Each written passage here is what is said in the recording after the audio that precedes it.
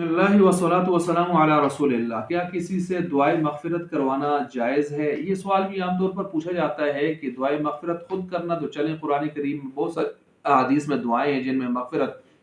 اپنے لیے مانگی جا رہی ہے۔ ربنا اغفر لنا اپنے لیے بھی مانگی جا رہی ہے، ولاخواننا الذین سبقونا پہلے گزرے ہوئے لوگوں کے لیے بھی مانگی جا رہی ہے۔ رب اغفر لی ولوالدی وللمؤمنین اپنے لیے، والدین کے لیے، اور اسی طرح جو ہے تمام مومنین کے لیے مغفرت مانگی جا رہی ہے۔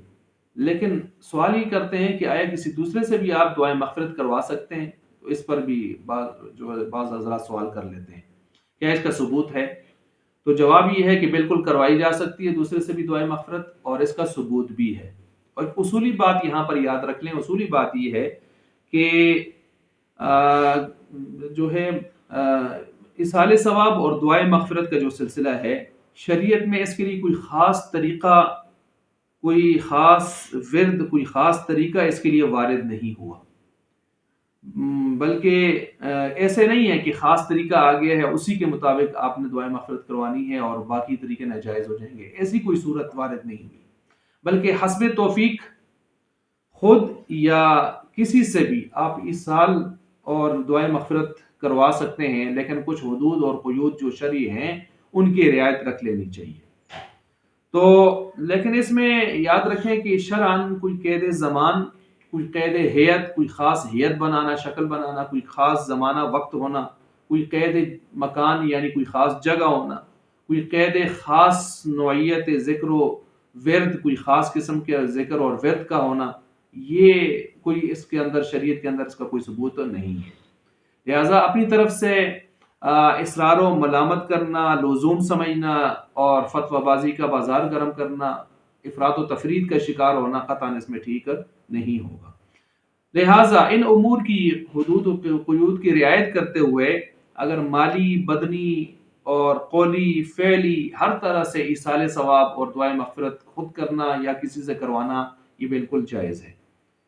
تو اب اس کے لیے مثلا صحیح بخاری کے ایک حوالہ میں پیش کرتا ہوں کہ ابو موسیٰ اشعری رضی اللہ عنہ کے چچا ہیں، ان کا نام ہے ابو عامر رضی اللہ تعالیٰ عنہ، ان کو اوطاس کی جانب بھیجے جانے والے ایک لشکر کا امیر بنا کر بھیجا گیا تھا۔ جو وہ وہاں گئے تو وہاں پر جنگ میں وہ زخمی ہو گئے۔ انہوں نے ابو موسیٰ اشعری رضی اللہ عنہ کو بلایا اور بلا کر کہا کہ آپ علیہ السلام سے جب آپ کی ملاقات ہو تو میرا سلام ان کو پہنچائیے گا، اور ان سے ساتھ یہ کہیے گا کہ میرے لیے دعائیں مغفرت کریں، میرے لیے دعائیں مغفرت کریں۔ چنانچہ ابو موسیٰ اشعری رضی اللہ عنہ نے اسی طرح آ کر آپ علیہ السلام کے پاس یہ سارا واقعہ سنا دیا، تو آپ علیہ السلام نے پانی منگوایا اور پانی منگوا کر وضو فرمایا اور ہاتھ اٹھا کر، اتنے ہاتھ اٹھائے کہتے ہیں کہ بغلوں کی سفیدی نظر آنے لگی، تو آپ علیہ السلام نے دعا فرمائی، اے اللہ ابو عامر کو قیامت والے دن اپنے بہت سے بندوں پر فوقیت اور فضیلت عطا فرما۔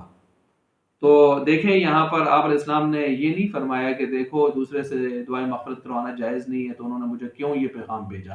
اور ان سے کہیے اور آپ بھی سنیے کہ آئندہ اس طرح کا کام نہیں ہونا چاہیے۔ تو آپ علیہ السلام نے جب ایک کام کو دیکھا، سنا اور آپ نے روکا ٹوکا نہیں، تو یہ بھی اس کے تقریری حدیث کے لحاظ سے جائز ہونے کی دلیل ہوتی ہے، اور پھر آپ علیہ السلام نے باقاعدہ ان کے لیے دعا بھی فرما دی۔ تو یہ صحیح بخاری کتاب المغازی باب غزوہ اوطاس جلد نمبر 5 اور صفحہ نمبر 197 کے اندر یہ روایت موجود ہے۔ تو لہٰذا دعائیں مغفرت خود کرنا اپنے لیے، دوسروں کے لیے، یا دوسرے سے درخواست کرنا، امام اور خطیب سے مسجد کے، ان سے درخواست کرنا، یہ بالکل جائز ہے۔